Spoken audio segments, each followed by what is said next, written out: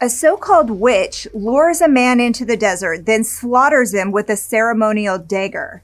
And get this, when detectives check her phone, they find something chilling. Her victim, Joel Leva, his number isn't saved under his name. It's under one word: sacrifice. Let's recap.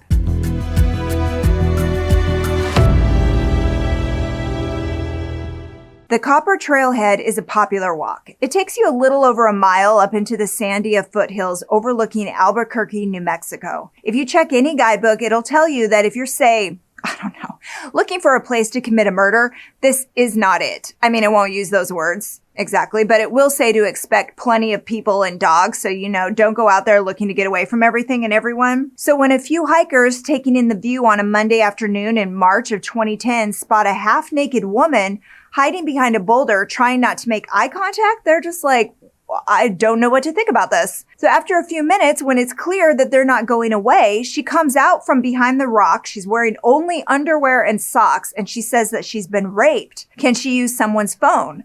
Well, it's a horrible shock. No one expected to hike into the middle of a crime scene. So police get there as quick as they can, and they find 30-year-old Angela Sanford with a group of Good Samaritans. She tells the officers that the guy who did it is just up the trail, but nothing about this is what you'd expect. He's on his knees, almost like he's praying. His pants are partially undone and he's not moving. So when they roll him onto his back, the full extent of the scene hits them. There's stab wounds everywhere. Nearby, a knife lies in the dirt. And this is not just any knife. It's a ceremonial dagger, also known as an athame. In Wicca, an athame is used to direct energy in rituals. It's not for violence. But this one, the officer calls it fantastical. It's etched with what looks like Egyptian symbols. It's more of a display piece than a murder weapon. So the victim identified by his driver's license as 52-year-old Joel Leva. But right from the start, cops aren't sure, what happened here? Is this really self-defense? Because it turns out Angela knows Joel, kind of. They met just a few days earlier at a casino, and she invited him to come with her to celebrate Beltane. It's a pagan holiday that marks the start of summer. In Wicca, it's a time for rituals, fertility, renewal. But here's the thing.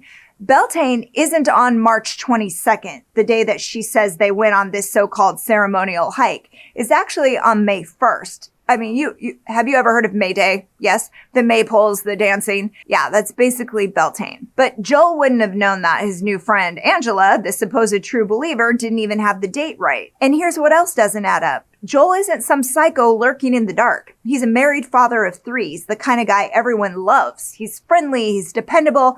This is the guy who's going to help you move or pick you up from the airport, even if you barely know him. But Angela, she's telling a whole different story. She says they're walking along, they're drinking, they're talking, just, normal stuff. But then nature calls, so she steps off the trail to pee. And that's when, according to her, Joel snaps.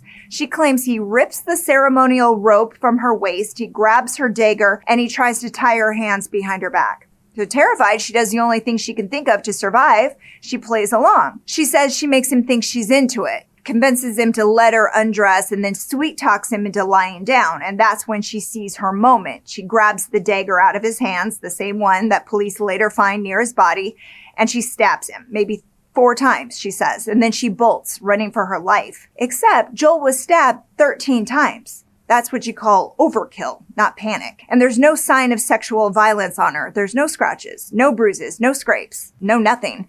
And here's something else that makes her story even harder to believe. Witnesses tell police they actually helped Angela find her clothes.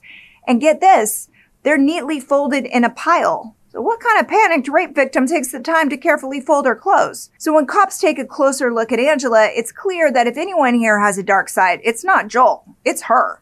Especially when they find his number in her phone under one chilling word: sacrifice. So what kind of twisted beliefs does this woman have? Her MySpace page is filled with posts about vampires and serial killers. She got into witchcraft at 19, but let's be real. Her vision of Wicca seems to come straight from the craft. In reality, Wicca is all about nature, the seasons, balance. Their biggest rule is do what you want as long as it doesn't hurt anyone. But Angela, she's got some serious issues. She actually believes she can make her own life better by offering up someone else's. And in the end, the only magic she did was disappearing an innocent husband and father from the people who loved him. On March 24th, 2010, Angela Sanford was arrested and charged with Joel Leva's murder. She pleads guilty and got 20 years in prison. And that is your recap. Thanks for spending some time with us today. If you like getting all the crime in half the time, remember to give this a like and subscribe so you never miss a recap. I'm Amy. Chris and I are here 3 times a week with new stories. Till next time, stay safe.